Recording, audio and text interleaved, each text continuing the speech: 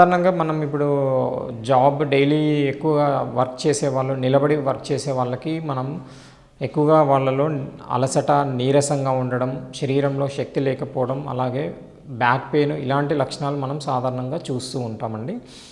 ఈ జాబ్ చేసేవాళ్ళు ఎస్పెషల్లీ ఆ వర్క్ స్ట్రెస్ వల్ల టైంకి ఫుడ్ తీసుకోకపోవడం, బలవర్ధకమైన ఆహారం తీసుకోకపోవడం, అలాగే వాళ్ళ ఆఫీసు కమిట్మెంట్ వల్ల రాత్రుళ్ళు నైట్ టైంలో ఫుడ్ తీసుకోవడం, అలాగే జంక్ ఫుడ్ ఎక్కువగా తీసుకోవడం, అలాగే ఆల్కహాల్ తరచుగా సేకరించడం, అలాగే ఈ వర్క్ స్ట్రెస్ ఉండడం వల్ల సిగరెట్ స్మోకింగ్కి అలవాటు పడడం, ఇలాంటి చెడు లక్షణాలు సాధారణంగా చూస్తూ ఉంటామండి.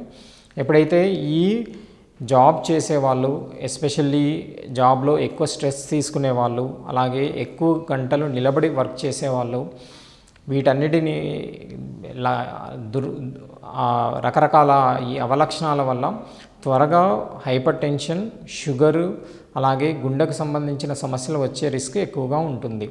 అందువలన ఈ రకరకాల జాబులు చేసేవాళ్ళు రోజు ఉదయం లేవగానే 1 గంట కంపల్సరిగా వ్యాయామం చేయాల్సి ఉంటుందండి. బ్రిస్క్ వాకింగ్ అనేది చేయడం వల్ల శరీరంలో స్ట్రెస్ హార్మోన్స్ తగ్గిపోవడం, అలాగే బ్లడ్ ప్రెషర్, అలాగే షుగర్స్ అనేవి కంట్రోల్లో ఉంటాయి.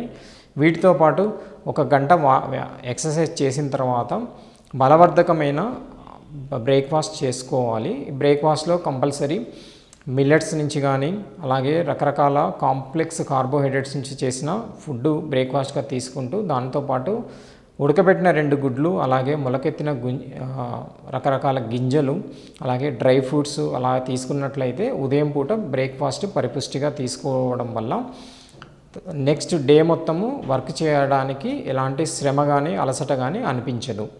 అలాగే వర్క్ చేస్తున్నప్పుడు కూడా ప్రతి గంటకు ఒకసారి కంపల్సరీ ఒక 200 ml ఆఫ్ వాటర్ మినిమంగా తీసుకుంటూ ఉండాలి. అలాగే మధ్య మధ్యలో ఫ్రూట్స్ కానీ ఫ్రూట్ జ్యూసెస్ కానీ తీసుకొని మధ్యాహ్నం కంపల్సరీగా లంచ్ తీసుకోవాల్సి ఉంటుంది. లంచ్లో కూడా తేలికగా అరిగిపోయే ఆహారం, శాకాహారము, ఉడకబెట్టిన కోడిగుడ్లు, ఫిష్ కానీ చికెన్ కానీ అలాంటివి తీసుకోవాలి. అలాగే జంక్ ఫుడ్లు, పిజ్జాలు, బర్గర్లు అలాంటివి అవాయిడ్ చేసుకుంటే చాలా బెటర్. దాంతోపాటు సాయంత్రం 4 గంటలకు ఎలాంటి స్నాక్స్ కానీ, ఎస్పెషల్లీ మొలకెత్తిన గింజలు కానీ, రకరకాల సలాడ్స్, వెజిటబుల్స్ చేసిన సలాడ్స్ కానీ ఇవి తీసుకున్నట్లయితే శరీరానికి అవసరమైన మినరల్స్ కానీ, విటమిన్స్ కానీ దొరుకుతాయి.